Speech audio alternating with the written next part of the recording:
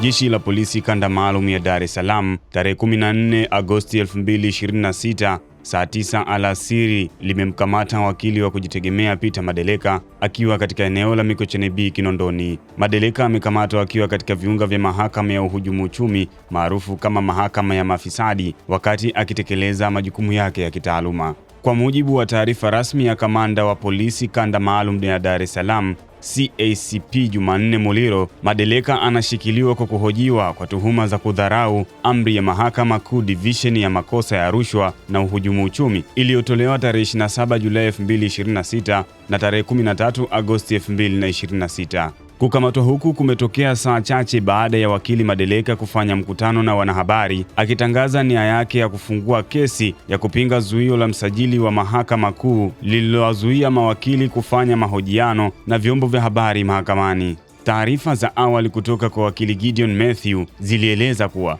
wakati wa ukamataji huo, watu waliojitambulisha kama polisi walichukua pia gari la Madeleka, fedha na nyaraka mbalimbali alizokuwa nazo. Aidha, chama cha wanasheria Tanganyika TLC kilieleza kupokea taarifa hiyo kwa masikitiko makubwa, kikitoa wito kwa mawakili waliopo Dar es Salaam na maeneo ya jirani kufika kituo kikuu cha polisi Central Police ili kutoa msaada wa kisheria na kuhakikisha wakili Madeleka anapata usaidizi unaostahili. Na nukuu, chama cha wanasheria Tanganyika kinaendelea kusimamia na kutetea haki, utu na uhuru wa mawakili katika utekelezaji wa majukumu yao kitaaluma kwa mujibu wa sheria. Hii ni nukuu kutoka katika taarifa iliyotolewa na Baraza la Uongozi TLS.